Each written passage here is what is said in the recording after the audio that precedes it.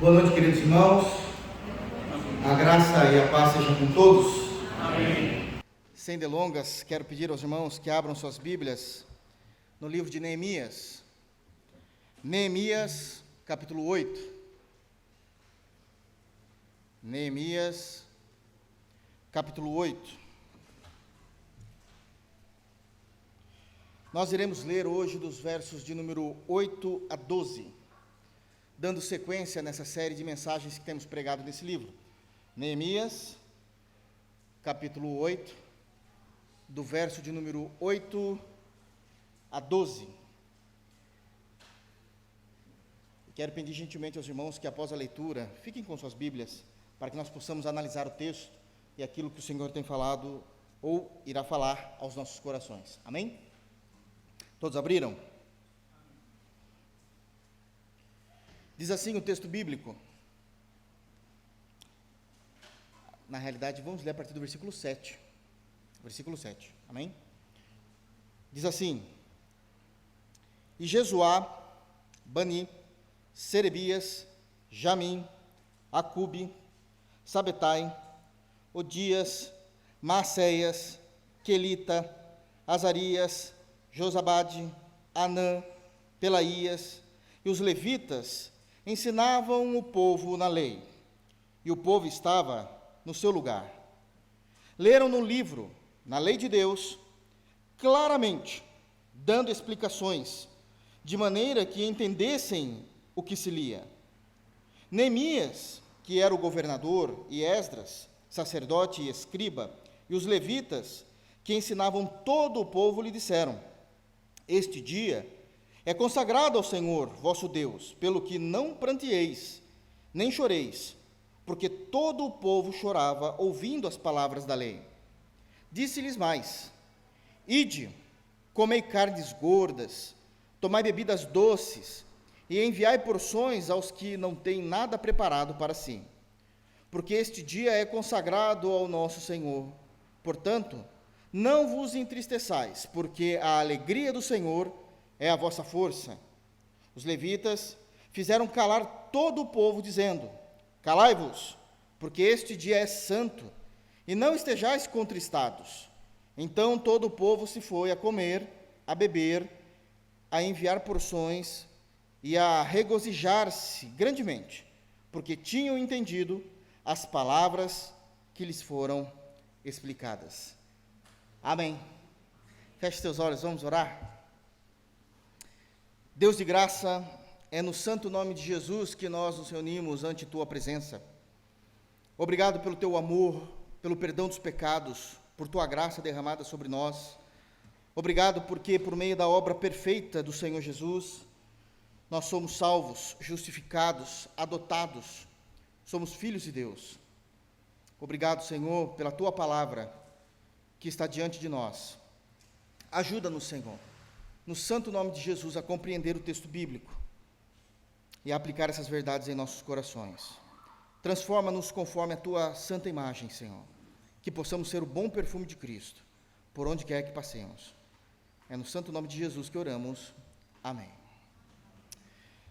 Queridos irmãos, nós iniciamos na semana passada o capítulo 8, ou a exposição, a pregação do capítulo 8, e nós fizemos do verso de número 1 até o versículo de número 6. Eu quero apenas relembrar aos irmãos que nós estamos na segunda e última parte do livro de Neemias. O livro de Neemias ele é dividido em duas partes principais. A primeira parte do capítulo 1 até o capítulo 6, onde o foco está ainda na reconstrução dos muros, e tudo está terminado, o muro já foi erigido, todas as coisas estão funcionando. E a partir do capítulo 7 até o final, nós temos então a segunda e última parte. E essa última parte do livro, o foco é a restauração espiritual desse povo. Todos os elementos de restauração espiritual, onde eles precisavam, de fato, reaver a sua vida cotidiana em Deus, a sua fé em Deus, a sua firmeza nas Escrituras, e as coisas estão acontecendo. Desde que nós iniciamos o capítulo 7, nós já vimos algumas movimentações do povo para que eles possam viver e voltarem a ter uma vida com Deus. A primeira delas foi que o povo, uma vez que terminou a reconstrução do muro, eles voltaram ao trabalho seu cotidiano. Cada um a sua função, cada um ao seu trabalho, e eles passaram a trabalhar para a glória de Deus. Eles estavam agora dando a sua vida em seu trabalho, todavia glorificando a Deus naquilo que faziam. Uma segunda movimentação que eles fizeram é que o povo começou a contribuir financeiramente. E isso eles fizeram de agrado próprio, movidos pelo Espírito do Senhor. Neemias não tinha falado absolutamente nada, mas eles entenderam que isso era uma vocação bíblica, que isso era um dever, e fizeram isso de bom grado. E agora essa terceira movimentação está na restauração espiritual do povo, através da palavra de Deus. E nós vamos continuar falando sobre isso na segunda parte dessa mensagem. Começamos a falar sobre a restauração do povo de Deus, a restauração espiritual, na semana passada, e hoje, com a graça de Deus, iremos falar um pouquinho mais sobre esse assunto que é de extrema importância. Então, nós lemos dos versículos 1 a 6, na semana passada, e tiramos algumas lições importantes sobre essa restauração espiritual pelas Escrituras. Eu me lembro que nós temos falado, primeiramente, semana passada, do reconhecimento, da necessidade que eles tiveram de ouvir a palavra de Deus. E por isso, eles desceram, eles conversaram entre eles, e toda a nação de Israel desceram para a capital, para Jerusalém, com um único pedido, com um único motivo: leiam a palavra de Deus a nós e expliquem-nos, para que nós possamos entender a revelação de Deus, pelas Escrituras, a vontade de Deus, aquilo que nós devemos ser por meio de sua palavra. Também falamos na semana passada a importância de existir homens sérios, piedosos, comprometidos com a palavra de Deus. Esdras foi o homem escolhido por essas pessoas para que abrisse o livro da lei e pregasse a eles, ensinasse-os a verdade da palavra de Deus. Também entendemos que a igreja cristã, ela precisa ser uma igreja que tem sede de Deus e temor a Deus. Essa é uma característica inegociável da igreja do Senhor em qualquer parte do mundo. Uma igreja que deve ter sede de Deus e uma igreja temente a Deus. E por último, falamos sobre uma adoração genuína, que é exatamente como nós terminamos no versículo, de número 6, onde Esdras, após a leitura do texto bíblico, ele bendisse ao Senhor, é dito no versículo de número 6, e ao fazer isso, todo o povo vai responder: amém, amém. Eles levantam as mãos em adoração, e agora eles caem de joelhos diante do Senhor, simplesmente pelo fato de ter sido lido o texto bíblico. Ainda não foi pregado, mas foi lido o texto bíblico. Amém? Uma vez que nós lembramos e relembramos essas informações importantes, eu quero seguir com os irmãos ainda nesse culto maravilhoso que estava acontecendo no capítulo 8 de Neemias. E aqui eu quero chamar os irmãos a lerem novamente comigo, por gentileza, o versículo de número 7, para que a gente possa entender como foi a continuação desse culto e desse momento maravilhoso. Diz o versículo de número 7: E Jesuá, Bani, Serebias, Jamim, Acube, Sabetai, Odias, Maceias, Quelita, Azarias, Josabade, Anã, Pelaías e os levitas ensinavam o povo na lei, e o povo estava no seu lugar. E aqui nós temos já algumas informações importantes, e de imediato eu já quero trazer a primeira lição do sermão de hoje. Em primeiro lugar, a proclamação da palavra de Deus. A proclamação da palavra de Deus. O povo tinha terminado o seu momento de adoração genuína, de acordo com o versículo 6. Lembram-se? Eles dizem amém, amém, levantam as mãos aos céus, e depois eles caem de joelhos e colocam a testa em terra, que é a maneira que os judeus adoravam a Deus. Eles tinham acabado de adorar, nesse momento, por conta da leitura da palavra de Deus. Uma vez que eles terminam esse momento de adoração, inicia-se agora a exposição das Escrituras. A pregação, aquilo que vai ser explicado do texto. Até então o texto só havia sido lido, mas agora começa-se a exposição do texto. A maneira como eles vão ensinar isso diante de toda a nação de Israel. Lembre-se, toda a nação tinha descido a Jerusalém e estava numa praça. E agora começa-se esse trabalho de expor a palavra de Deus. Eles sabem o tamanho da multidão que está diante deles. Esdras tem essa ideia. É toda a nação. Então, com cuidado, eles levantam 13 homens, que são citados nominalmente no versículo de número 7. E ele coloca esses 13 homens no meio dessa multidão, para que eles pregassem e ensinassem aquilo que Esdras estava lendo desde o alvorecer até o meio-dia, conforme os textos anteriores que nós lemos na semana passada. O texto havia sido lido, Deus já havia sido adorado, eles queriam que o texto fosse pregado, exposto.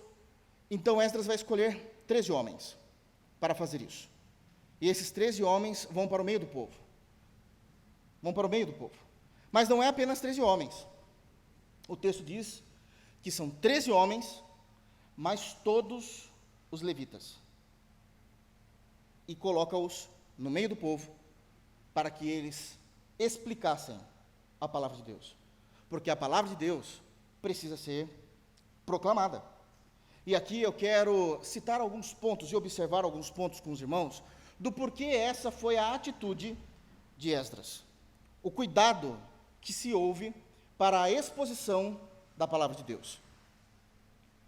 Primeiro ponto que eu já quero destacar aos irmãos do porquê a atitude de Esdras foi levantar 13 homens e colocar todos os levitas, era o cuidado de que todos tivessem acesso ao que seria dito sobre a palavra. O cuidado de que todos tivessem acesso ao que seria falado a respeito da palavra. Irmãos, nós estamos falando de muito tempo, pelo menos 500 anos antes de Cristo. Não sei se tinha microfone. Uma nação inteira está diante de Esdras. Ele não tem gogó para pregar para todo mundo.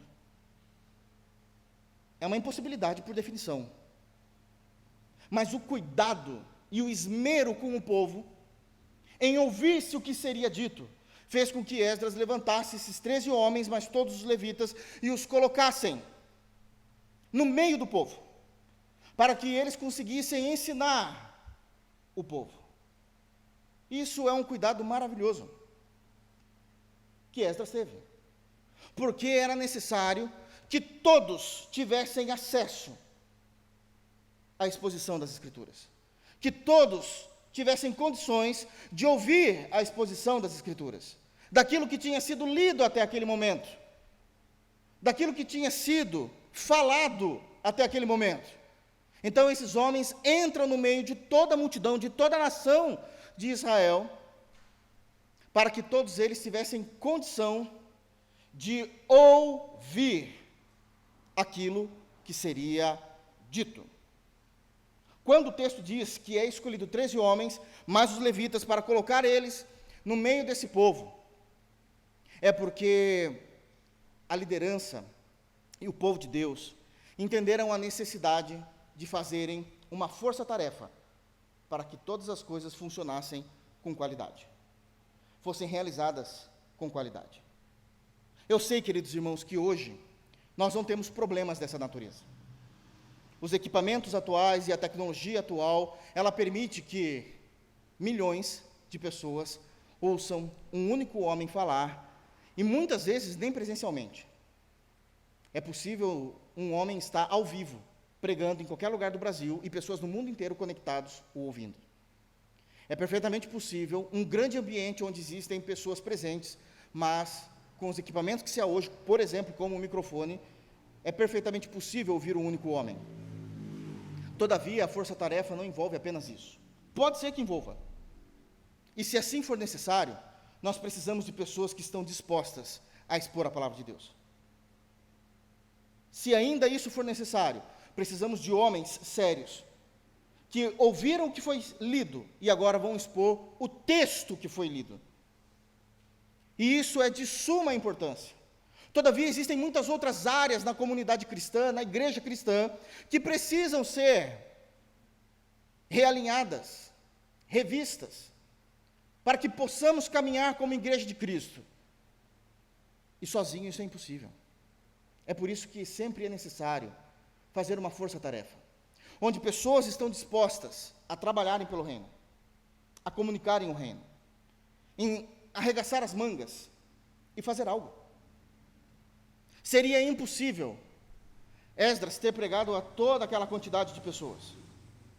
Por isso é separado, para que todos possam ter o direito de ouvir o que seria dito. E esse é um cuidado muito bonito. Esse é um cuidado que expressa que a igreja, ela é feita de pessoas. E de pessoas que estão dispostas a viverem pelo reino de Deus, a trabalharem pelo reino de Deus, e que quando a necessidade chegar, elas se colocarão no meio do povo de Deus para trabalhar.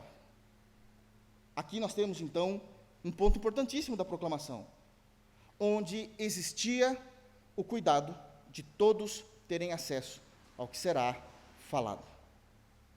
Esse é um ponto importantíssimo da proclamação da palavra.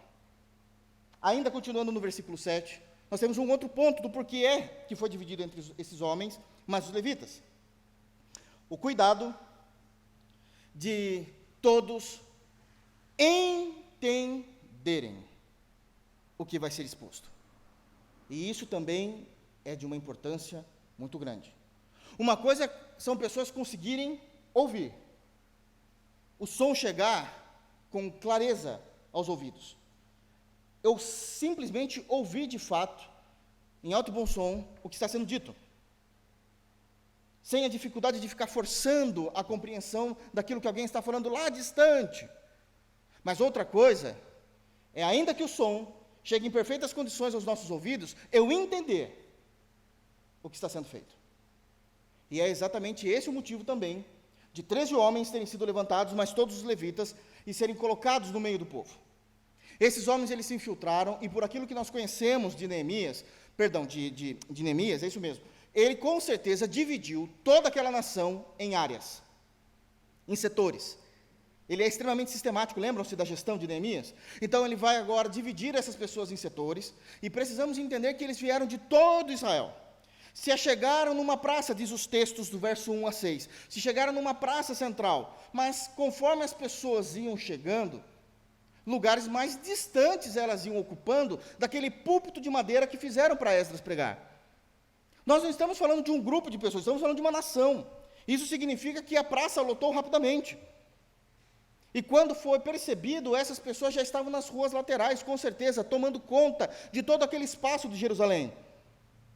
Neemias divide isso por setores e envia essas pessoas a pregar, juntamente com Esdras. Eles entendem, eles estão na liderança e coloca essas pessoas para que todas pudessem não apenas ouvir, mas entender a lei de Deus. Elas precisam entender o que está escrito. Elas precisam compreender o que está escrito. Elas precisam entender. E por isso essas pessoas são enviadas. Vocês conseguem perceber o cuidado com que é feito esse culto? Existe todo um planejamento para que todos possam entender o que a palavra de Deus está falando aos corações dos ouvintes. Eles estavam preparados para isso. Pessoas foram colocadas no meio do povo, muitas pessoas, 13 nomeadas, mas todos os levitas. E agora cada um foi para o seu setor designado, daquele mapa rápido mental que foi feito, e agora enviados para que eles pregassem aqueles grupos específicos de pessoas. Olha, foi lido tal texto, explique esse texto às pessoas. Elas precisam entender a lei de Deus. Elas precisam compreender o que a palavra fala aos nossos corações. E eles foram com uma única motivação: explicar o texto e não inventar de seu coração. Porque as pessoas queriam entender da Bíblia, compreender as Escrituras. Compreender as Escrituras. E essa preocupação, ela surge no coração dessa liderança, movida pela compreensão de que os pregadores, eles precisam ser bons comunicadores. Eles precisam saber se comunicar. Eles precisam saber explicar. Porque senão não avalia. E a comunicação é algo importante para a vida toda, em todas as áreas da vida. Mas eu agora me refiro ao texto bíblico, que é isso que o texto fala. E aqui eu quero trazer também algumas situações que precisamos entender. Era necessário, e é necessário, para se pregar a palavra de Deus, uma boa comunicação. E eu divido ela em pelo menos duas, de várias que existem. Uma boa comunicação gramatical. Gramatical. Isso é importante. Isso é muito importante. Como é feio pessoas que erram o tempo todo, executando um serviço santo ao Senhor. Ela precisa crescer e entender a se comunicar bem, gramaticalmente. Ela precisa falar bem. Eu sei que todo mundo erra. Agora, erros pontuais da gramática é totalmente previsível, compreensível. Mas tem pessoas que não erram pontualmente. Elas assassinam o português. E um português mal falado é um texto mal compreendido. Eu não sei se de fato a pessoa está falando o que ela quer dizer, ou de fato o que ela está dizendo, errando a gramática. Precisamos ter esse cuidado. E comunicar. Porque o foco é que as pessoas entendam a palavra de Deus. Cuidado, irmãos, não só na pregação da palavra, no dia a dia, no trabalho, na família, na escola, na universidade, pior ainda, que é um centro acadêmico. Cuidado com vícios de linguagem. Tem pessoas que ainda hoje não conseguem, mesmo tendo condições, não conseguem criar uma linha de raciocínio e falar essa linha de raciocínio se não dividir tudo em pequenas frases, todas com ponto final e terminando com né. Quantas vezes, e trazendo isso para a igreja, quantas vezes eu vi pregadores, que eles estão pregando e eles pregam e terminam cada frase, né? Não é, irmãos? Né? Espera aí, você está me perguntando ou você está proclamando a palavra? Isso é feio. Isso é feio. Não é uma boa comunicação. Os evangélicos muitas vezes trocaram o né por amém. Amém, amém, amém, amém. Vício de linguagem. Não é bonito, não é espiritual, isso é falha. No Brasil, antigamente, o né era muito forte, mas agora eu vi que foi substituído por outra linguagem, por outro vício. E aí? A pessoa, ela só consegue conversar, linkando uma frase a outra, o tempo todo dizendo, e aí, fulano foi essa coisa, e aí, aconteceu isso daí, e aí, isso dói a cabeça. Eu vejo muito isso acontecendo. Muito. Eu não falo nada, eu não quero ser o cara chato. Mas, percebam quantas vezes vocês falam e aí, numa explicação que vocês querem dar. Numa conversa que vocês querem falar. E aí, aconteceu coisa, e aí, e aí, e aí. Particularmente eu já não estou ouvindo mais nada, só estou ouvindo e aí. É verdade, irmãos. É verdade. Precisamos entender que precisamos ser bons comunicadores. E o que eu estou falando aqui, eu não estou dizendo da gente ser nenhum professor Pasquale. Estou falando o mínimo do que é esperado de nós como pessoas de bem. Uma boa fala, uma boa gramática. E com todo respeito, isso é ensino fundamental. Isso é ensino fundamental. Uma segunda questão da comunicação é agora uma comunicação genérica, tomando cuidado para, uma vez que você vai se comunicar, cuidado em não ser extremamente técnico, acadêmico. As terminologias, os termos técnicos, sem dúvida nenhuma são necessários e têm o seu lugar, mas não são todos. Termos técnicos são usados no meio de grupos que também fazem parte do mesmo nível de conhecimento seu. termos técnicos, nossa, ele já consegue resumir muitas explicações, porque um termo técnico a gente já sabe do que está sendo falado. Evita sermos prolixos, mas dentro do seu espaço, dentro da academia, talvez. Imagine um juiz de direito, magistrado, e só vai falar com termos técnicos, você não vai entender nada. Bons juízes conhecem os termos técnicos, sabe o que significa, mas sabe explicar a lei ao simples. Você vai ao médico, você sabe que está com um problema que aparentemente é sério. O médico só trabalha e só fala com você com termos técnicos da medicina. Você sai de lá dizendo assim, eu morri. Eu morri. Um bom comunicador, ele sabe de fato os termos técnicos, mas ele sabe com quem ele está falando. Mas também precisamos ter cuidado com outro extremo, sermos superficiais demais. Achar que os nossos ouvintes são ignorantes, ao ponto de não nos aprofundarmos naquilo que o texto bíblico está dizendo, mas com sabedoria e com palavras fáceis. Com palavras fáceis. Essa era a preocupação de Esdras e Neemias. Se separem, vão até o povo, preguem a grupos pequenos.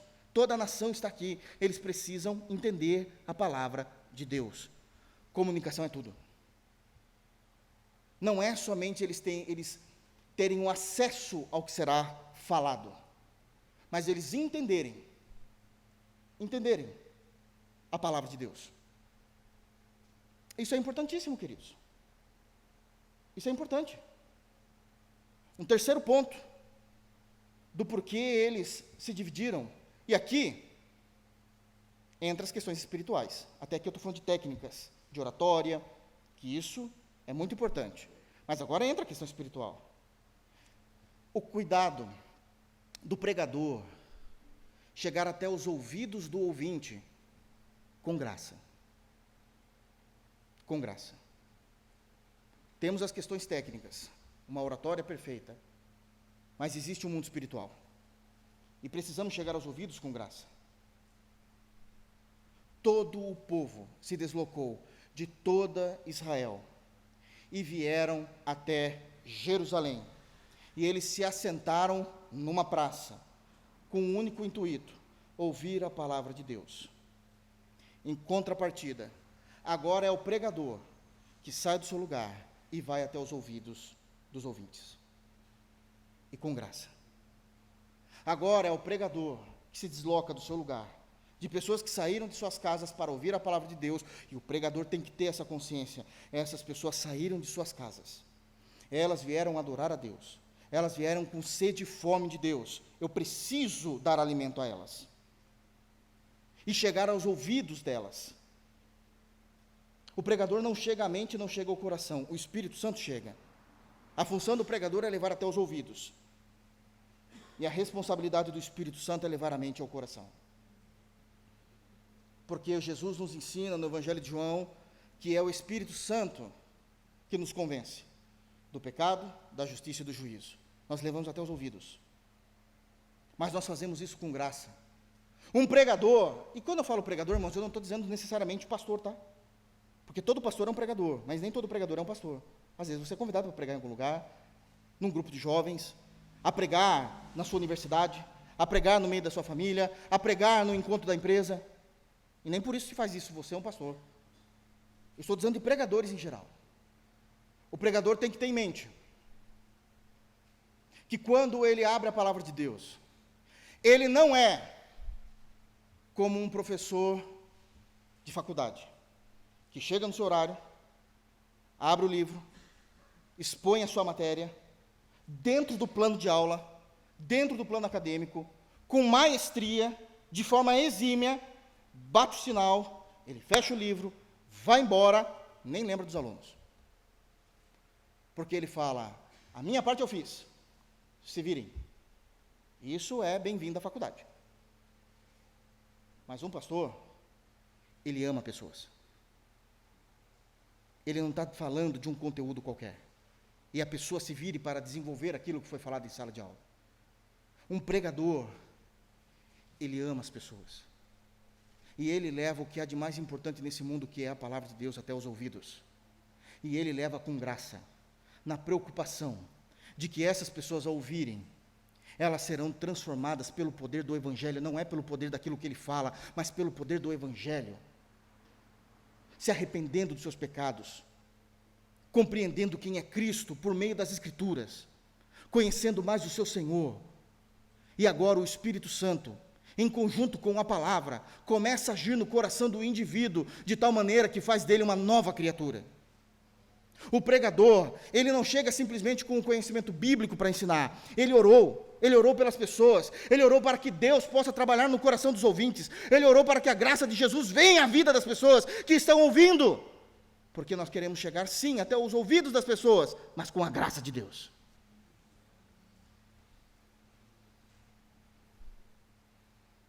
É por isso que a palavra de Deus foi proclamada.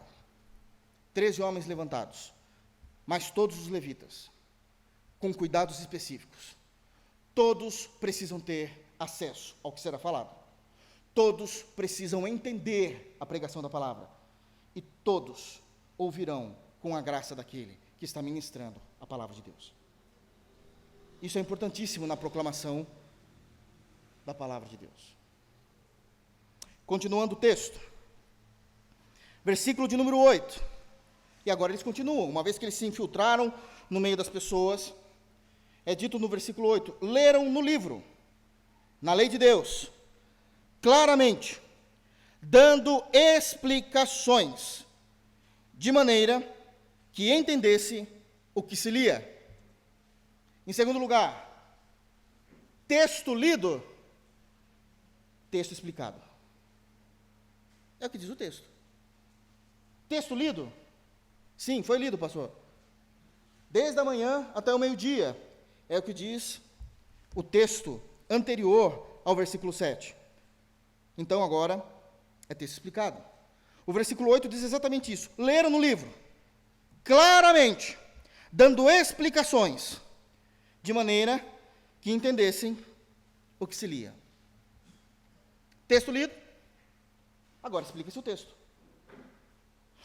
Neemias, capítulo 8, é o texto mais nobre de toda a Bíblia, mais claro, é o texto áureo sobre pregação expositiva.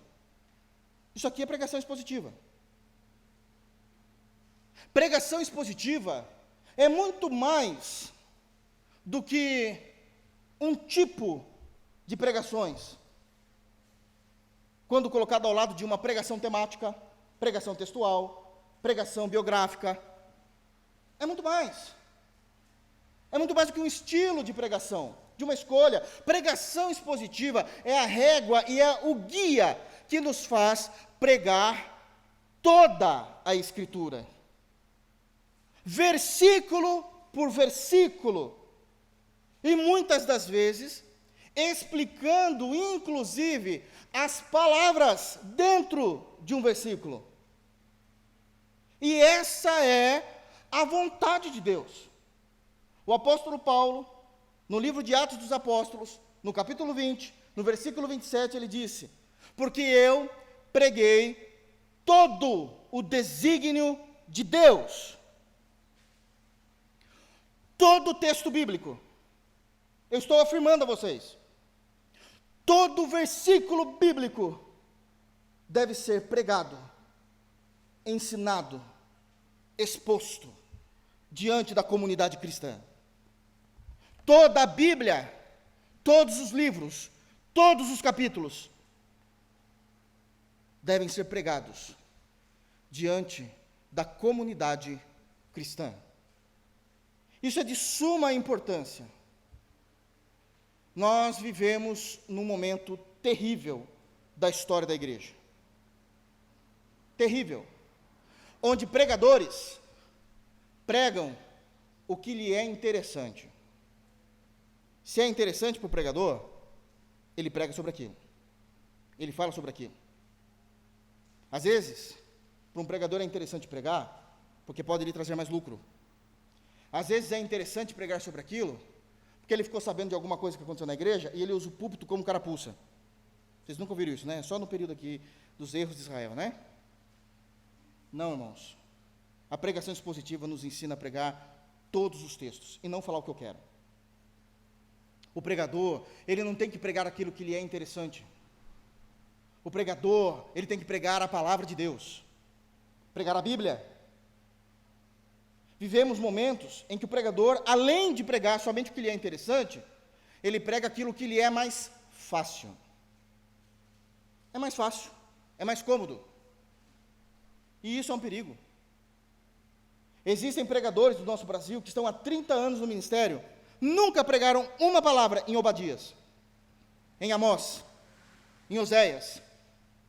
Nem sabem o que são profetas menores.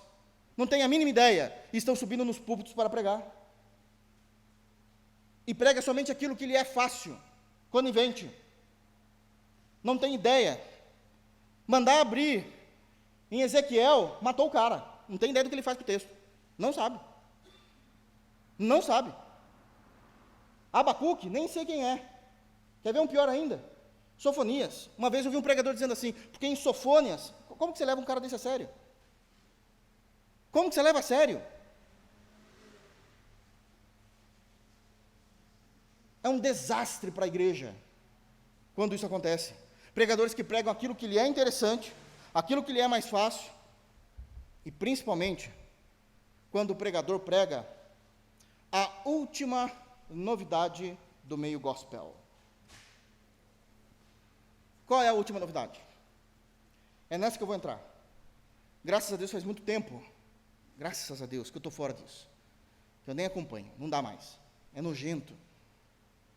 Mas eu me lembro, das últimas vezes que eu vi, que a novidade no meio gospel era, um pregador bom é aquele que sobe e prega de costa para as pessoas. Aí todo mundo começou a fazer isso aí. Alguém se lembra desse tempo aí?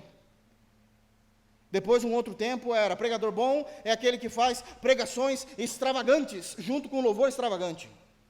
Isso veio lá da Austrália, o Brasil, uma esponja, né? Pega tudo. Uma pregação extravagante. Nossa! O que dizer das churches? Vamos pintar de preto a igreja. Todo mundo pintar de preto. Prega a palavra. Prega a palavra. Prega a palavra. É na palavra que o povo dirá amém, amém. Cuidado em não pregarmos aquilo que é a novidade do momento. Isso é seríssimo. Isso é seríssimo. Igrejas morrem por causa disso. Uma das novidades que nós temos no meio gospel agora são as igrejas inclusivas. Pode tudo, sem problema nenhum. Pode todo mundo, não pode não. A igreja é aberta a todos, mas não é aberta a tudo. Há princípios bíblicos, a doutrina, e isso precisa ser respeitado. Isso precisa ser respeitado. Todo pregador que não entender isso e não pregar expositivamente, ele está em pecado diante de Deus e da igreja. E eu vou mostrar o porquê. Porque geralmente, quem não prega expositivamente, ele nunca vai pregar todo o desígnio de Deus na igreja em que ele serve a Cristo. Todo pregador, e agora eu falo especificamente do pastor, todo pastor que não prega expositivamente, ele não está facilitando com que a igreja em que ele preside conheça mais de Deus. Todo pastor precisa fazer com que os seus sermões estejam encharcados da palavra de Deus, encharcados de Cristo. Encharcados. Enquanto os pregadores não entenderem isso espalhados em todas as denominações, eles estarão negando a vocês a revelação que Deus se revelou em sua palavra. Eles estão negando a vocês de conhecerem o Deus de vocês. Eles estão negando a vocês de conhecerem a doutrina bíblica. A revelação que o Senhor se revelou por meio das Escrituras. E por causa disso ficam criando revelações mentirosas e profecias mentirosas. Eles negam negam a verdade, porque não expõem as Escrituras. O versículo 8 é claro em dizer que eles leram o texto e explicaram o texto de tal maneira que todos entendiam. E uma vez que ele está falando de pregação expositiva, eu quero falar de 3 pontos importantes da pregação expositiva. Os irmãos já ouviram falando isso alguma vez, mas agora eu vou explicar e passar um tempinho com vocês. Primeiro, vai pregar? Leia o texto. Leia o texto. O texto foi lido, de acordo com Neemias 8, em alto e bom som, com clareza e sensatez. O texto foi lido em alto e bom som a todos, com clareza e sensatez, a ponto de, apenas ao ser lido o texto, todos caíram em adoração. O texto precisa ser lido. É o primeiro tripé de uma pregação expositiva. Ler o texto. E por que ler o texto? E aqui eu quero que vocês guardem isso para sempre no coração de vocês. Porque o texto é a fonte do sermão. O texto são as águas vívidas, gloriosas, poderosas de Deus para o seu e para o meu coração. Não há outra fonte da revelação de Deus nos dias atuais que não seja o texto. O texto é a fonte do sermão. O texto é a autoridade do pregador. A autoridade do pregador está no texto. Quando um pregador afirma algo, é porque ele está baseado no texto. Não é esse negócio que Deus está me falando, tá? Não, mentiroso. O texto é a autoridade do pregador. Quando afirmamos o que é pecado, tem que ter um texto. Quando afirmamos que não é pecado, tem que ter um texto. Quando afirmamos que Cristo é o único caminho, tem que ter um texto. A autoridade do pregador está no texto. O texto é o fundamento da pregação. O pregador lê o texto e prepara o sermão sobre o texto. Não é, eu tenho uma pregação, agora eu vou achar um texto que dê para eu pregar sobre isso. Não, é o caminho inverso. O texto é o fundamento.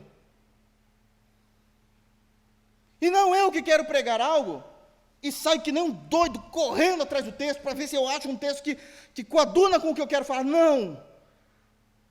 O texto é o fundamento. O texto é o fundamento.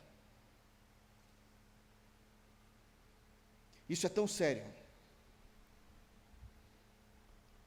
Isso é tão sério que o púlpito deve ser o trono pelo qual Deus governa a igreja local. Isso é extremamente sério. Ler o texto. Eu conheço pregadores que desprezam os textos. Lê um texto e some do texto, nunca mais volta para o texto. Pregadores que tratam sem temor o texto. Uma vez um pregador foi convidado a falar algo. Ele teve a coragem de abrir a Bíblia e dizer assim, ele fez a saudação, que eu não vou falar qual é, para não identificar a igreja. E aí ele diz assim, eu vou ler uma besteirinha aqui rapidinho para os irmãos. Besteirinha! É a palavra de Deus. Isso aqui foi escrito por Deus, inspirado, inerrante, infalível. Que besteirinha! Quando se ler o texto, leia bem o texto. É a palavra. Conheço pregadores que ao ler o texto, atropela o texto. Como eu disse, ninguém é perfeito, eu sei que existem erros pontuais, mas atropela o texto. Lê de forma, e eu vou ter que falar, lê de uma forma desastrosa, inútil, inculta.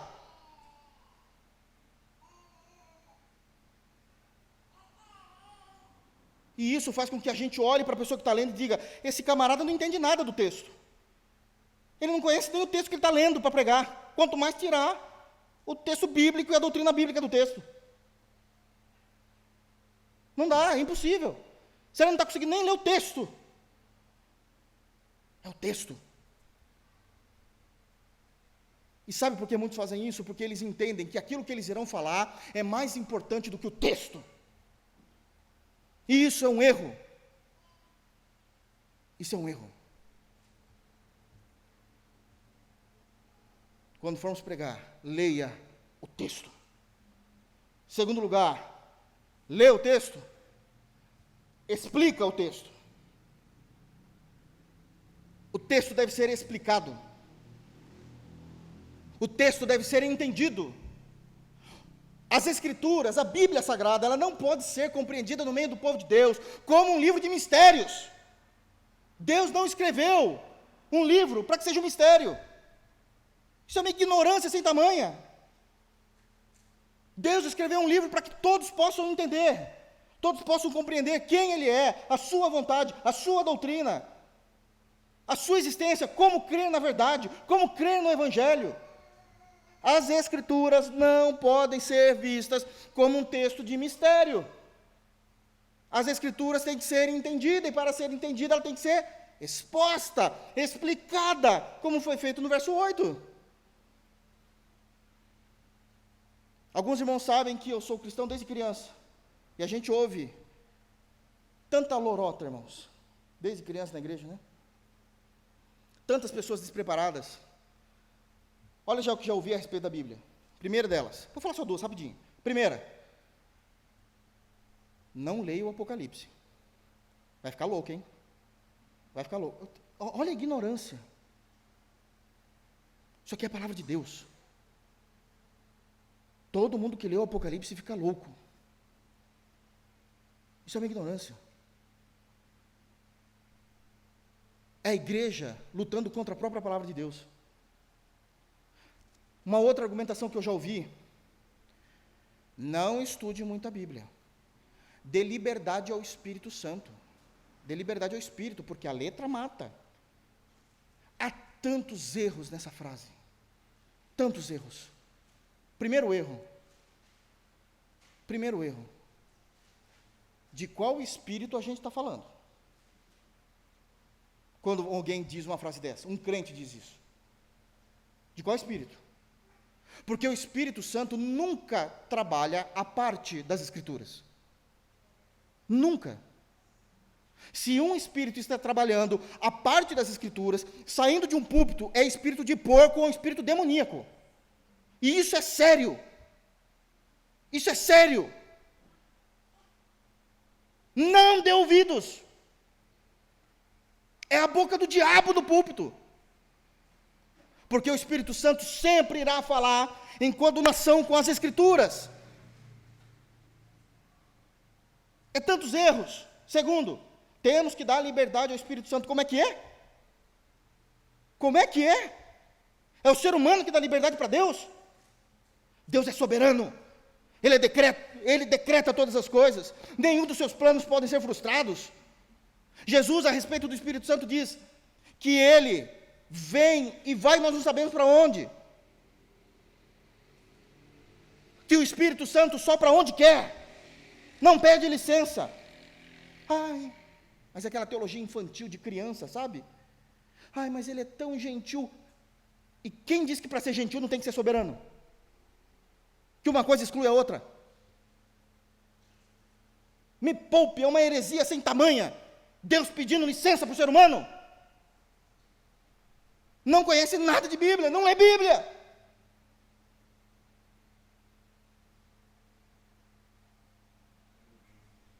Isso é sério. Porque a letra mata. O outro erro. Que letra? Por não ler, é ignorante.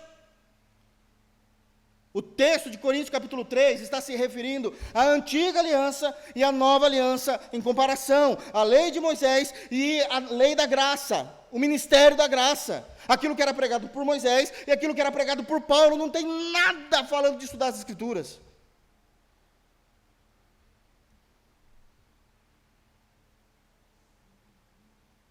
Leu-se o texto, explica o texto. O texto precisa ser explicado. Pastor, como se explica o texto? Só tem uma forma: fazendo exegese do texto. Não tem o que eu falar. Pastor, o que é esse nome feio? Exegese é uma palavra grega que significa que nós tiramos do texto aquilo que está no texto. O texto tem uma informação, eu tiro essa informação do texto e explico à igreja. É diferente de uns que fazem exegese, que é colocar no texto aquilo que não está no texto. Assim diz o Senhor, Deus está mandando falar, está falando que é assim. Mentira! A exegese é tirar do texto aquilo que está no texto e expor aos irmãos. É isso que eles estão fazendo, no meio do povo, para que todo mundo aprenda, lido o texto, explicando o texto, de tal forma que todos entendam. Versículo 8. Lido o texto, explicado o texto, aplica o texto. Porque o texto lido precisa ser aplicado. O texto precisa fazer sentido para a minha vida. Então, como é que a gente faz como pregadores? E um dia nós iremos pregar. Nós precisamos entender, o pregador tem que subir ao púlpito, e vocês, ao abrirem a palavra para pregar em algum lugar, que vocês não estão pregando diante da igreja. Vocês estão pregando para a igreja. É assim que se aplica o texto. Eu não estou pregando diante de uma plateia. Estou pregando para a plateia, para a igreja. Como é isso na prática? Parece que é assim, vocês querem o máximo de informação possível, né? Vocês estão me olhando assim, tá, entendi, agora na prática. Na prática, significa que não adianta, prestem atenção no que eu estou falando, que não adianta sermos apenas, esse apenas faz toda a diferença, tá? Então, que não adianta sermos apenas verdadeiros, fiéis com as Escrituras no sermão. O que eu prego tem que ser relevante para a tua vida. É assim que se aplica. Outro exemplo. Não adianta eu pregar uma verdade, e você crê nessa verdade, você entende essa verdade, e fala, ok, o que eu faço com ela agora? Vocês já assistiram TV Senado? Lá tem muitas leis que são verdade. Você fala, tá, o que isso tem a ver comigo agora? Como que eu aplico isso? Tá, a lei, número tal, pum, passou. Tá, e o que isso muda do meu dia a dia? Muitas leis não influenciam na sua vida. Mas a palavra de Deus tem que ser relevante. O pastor ele tem que abrir o texto, o pregador tem que abrir o texto, explicar o texto e fazer com que esse texto seja relevante no teu coração. E ainda tem coragem de falar que a comida não é quente. Isso é muito sério. Não se sobe despreparado. Não se sobe. Nós precisamos fazer isso. E explicar e fazer com que o sermão seja relevante para o seu e para o meu coração. Terceira lição. A gente já leu o verso 8, eu vou usar ele ainda.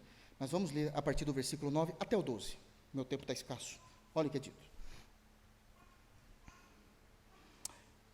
Neemias, que era o governador, e Esdras, sacerdote e escriba, e os levitas, que ensinavam todo o povo, lhe disseram, este dia é consagrado ao Senhor, vosso Deus, pelo que não pranteeis, nem choreis, porque todo o povo chorava, ouvindo a palavra da lei.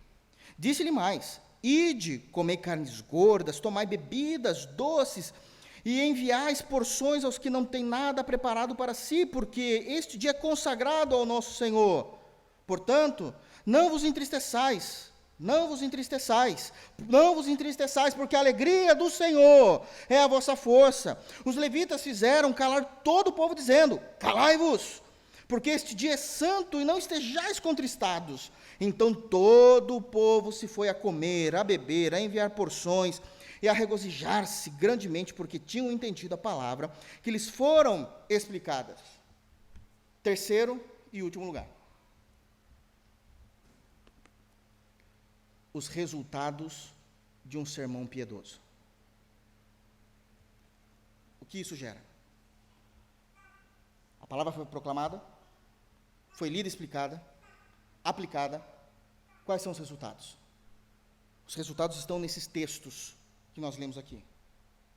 Primeiro resultado: todo sermão bíblico, sério, piedoso, fiel às Escrituras, ele alcança o intelecto do crente. Ele alcança o intelecto do crente.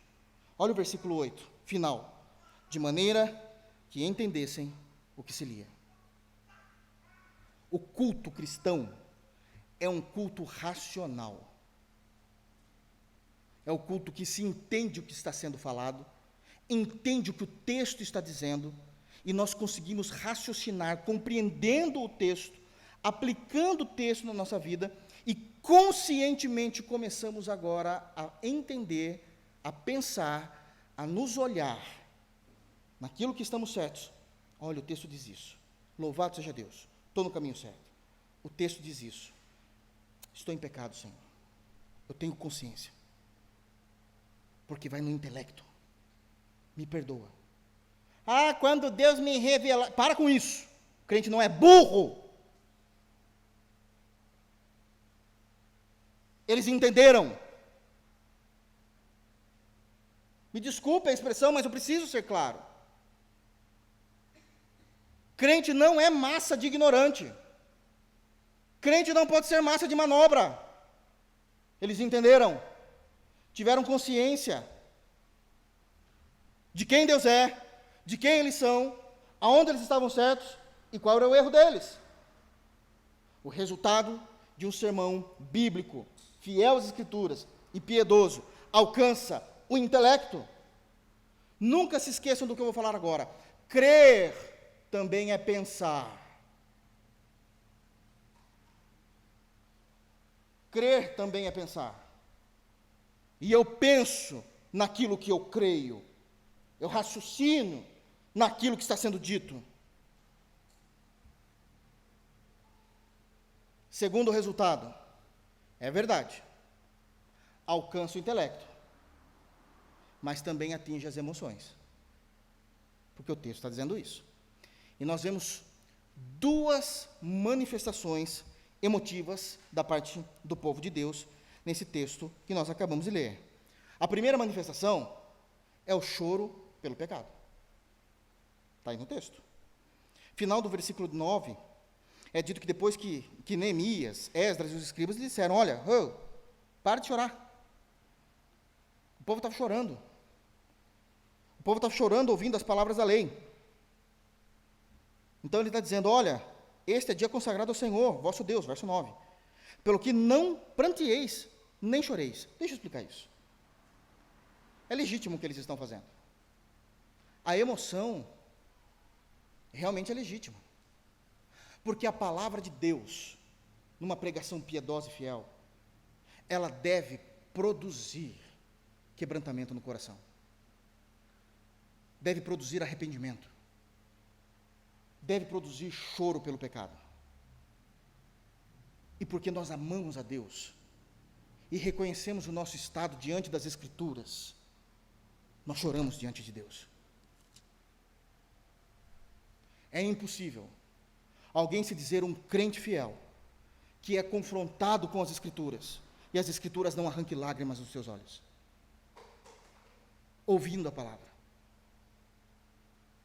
quebrantando o teu coração, trazendo arrependimento pela tua vida, de erros, de pecados. de situações tortas. Então o povo chorou.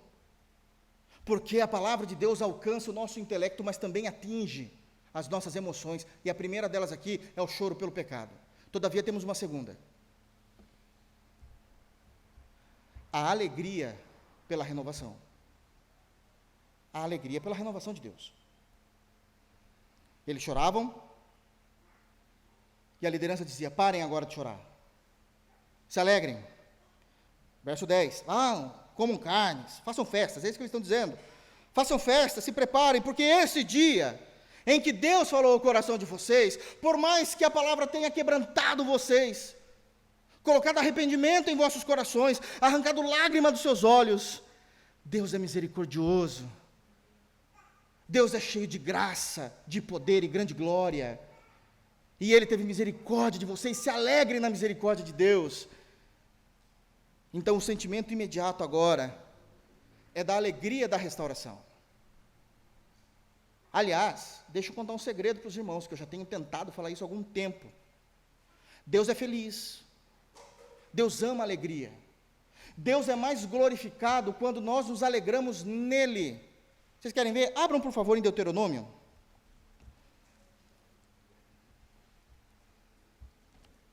Deuteronômio, capítulo 16. Qual é o contexto aqui de Deuteronômio 16? O que está acontecendo? Moisés está relendo a lei para os judeus que estão no deserto. Eles não entraram ainda em Canaã, eles saíram do Egito, estão naquele período dos 40 anos no deserto aqui. Estão indo para Canaã. E Deus se manifesta a Moisés, falando: Moisés, existem algumas festas que eu quero que vocês celebrem para mim. E é festa mesmo. Quando a gente fala de festa judaica, nós não estamos falando de contratar uma banda que canta 4 horinhas lá no evento, você paga e está tudo certo. É 7 dias, no mínimo. É festa. Festa, irmãos, festa. Nossa, Deus faz, irmão, está na Bíblia. Se você não lê, é difícil. Você crê num Deus que não existe. É um Deus da tua cabeça. Não é o Deus das Escrituras. Lê o texto, explica o texto, aplica o texto. Isso é muito sério. E agora ele está falando de festas. E olha o que ele diz no versículo, deixa eu ver aqui, número 11, número 10. Deuteronômio 16, 10. E celebrarás a festa das semanas, que é o Pentecostes, tá? Ao Senhor, teu Deus, com ofertas voluntárias da tua mão, segundo o Senhor teu Deus te houver abençoado. Ok, Senhor, até aí ok. Então a gente vai lá, né? O Senhor quer que a gente vá. Oh, não é assim. Não é que eu quero que você vá. Tem um jeito certo de ir para a festa. Aí é como? Eu quero ver vocês com um sorriso de orelha a orelha e com o coração agitado de tanta alegria. Está no texto, versículo 11. Alegrar-te-ás perante o Senhor teu Deus, tu e o teu filho, a tua filha, o teu servo, a tua serva, e o levita que está dentro da cidade, e o estrangeiro, e o órfão, e a viúva que estão no meio de ti, no lugar que o Senhor teu Deus escolher para ali fazer habitar o teu nome. É alegre. Se alegrem. Se alegrem. Se alegrem. Versículo de número 14. Agora a festa dos tabernáculos. Possivelmente na sua Bíblia está falando aí, a festa dos tabernáculos antes do versículo 13. Aí no versículo 14 diz: alegrar-te-ás na tua festa, tu e o teu filho, e a tua filha, e o teu servo, e a tua serva, e o levita, e o estrangeiro, e o órfão, e a viúva, que estão dentro das tuas cidades. Sabe qual que é o próximo mover do povo de Neemias? Volta lá. Versículo 13 em diante, festa dos tabernáculos. O povo tem que estar feliz. Isso é doutrina. O povo de Deus é alegre. A gente chora no quarto, sozinho pelos pecados cometidos, mas se alegra em comunidade, em comunhão com os irmãos. É disso que o texto está dizendo. Eu quero vocês alegres. E não é só você não, seu filho tem que vir alegre, sua filha tem que vir alegre, teu servo tem que vir alegre, todo mundo, alegre. Nossa, é tão alegre assim? Alegre. Pastor, mas culto é de manhã, alegre. Alegre, feliz. Isso é um princípio do culto, a alegria. Nós exalamos a alegria do Senhor. Nós exalamos esses sentimentos. Mas eu preciso também dizer, eu preciso. Agora, que alegria é essa? Que alegria é essa? Eu já te explico. Essa alegria não é uma alegria humana, ok? Não é uma alegria nata. Não é uma alegria circunstancial. Ganhei um carro, estou alegre. Uma semana depois já se acostumou com o presente, está de boa. Não! Não é uma alegria humana, não é uma alegria circunstancial. Essa alegria tem características. Qual é a alegria? Quais as características dessa alegria? Primeiro, é uma alegria divina. É uma alegria divina. Diz o final do verso 10. Porque a alegria do Senhor. Não é a alegria nossa. É a alegria de Deus, que Ele distribui no seu e no meu coração. É uma alegria divina. Não é uma alegria horizontal, alegre pelas coisas desse mundo, mas é uma alegria que vem do trono de Deus. Segunda característica dessa alegria, ela tem um teor gracioso. Por quê? Porque nós não nos alegramos apenas com a pessoa bendita de Deus, mas nós nos alegramos em Deus, com aquilo que Ele proporcionou a nós.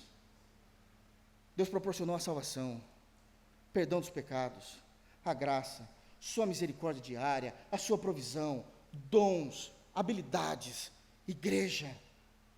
Nós nos alegramos em Cristo. Isso tem um teor de graça. É mais do que uma alegria comum.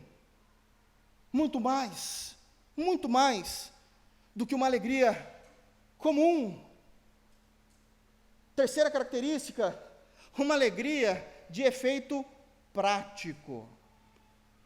É de efeito prático, porque a alegria do Senhor é a nossa força.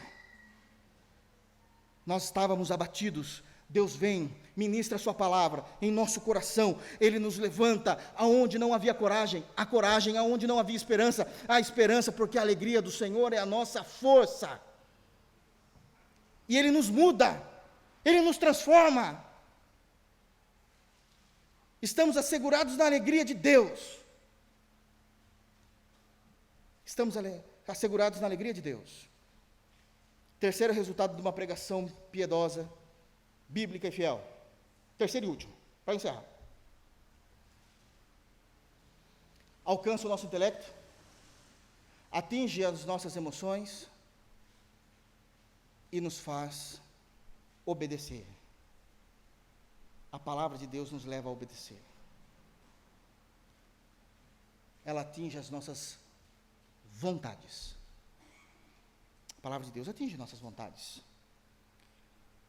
Olha o que é dito no versículo, de novo, de número 9, quando eles dizem, esse dia consagrado ao Senhor, então não pranteeis, nem choreis, porque todo o povo chorava. No versículo 10, vem a ordem. Disse-lhe mais, ide, comei carnes gordas, tomai bebidas, doces, enviai porções. E sabe o que eles fizeram? Eles ainda estavam um pouquinho chorosos.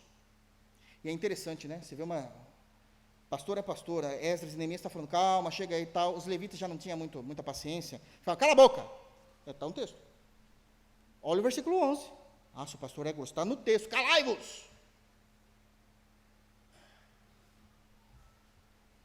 Depois perde membro, não sabe por quê, né?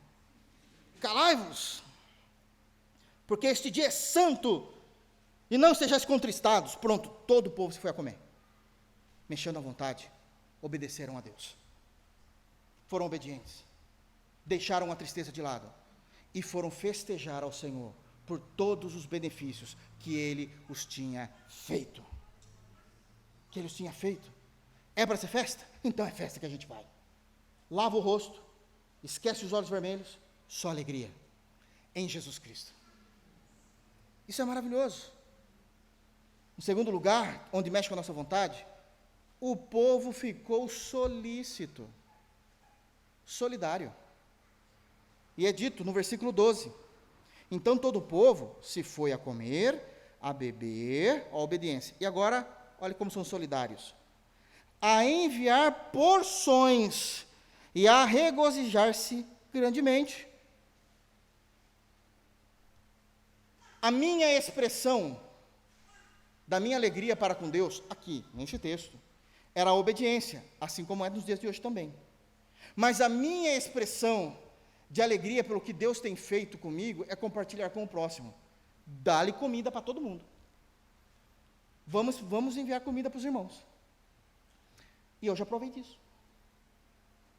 Não sei se alguém se lembra. Antes de nós estarmos aqui, nós éramos uma igrejinha bem pequenininha quando iniciamos o trabalho.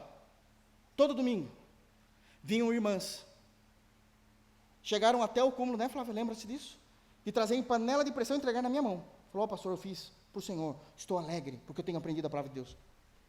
Abria a panela lá em casa, era só feijoada, era de tudo. Hoje ninguém traz mais nada. Agora eles olham para mim e falam assim, você tem que jejuar agora. Agora se santifica. Mas antes traziam.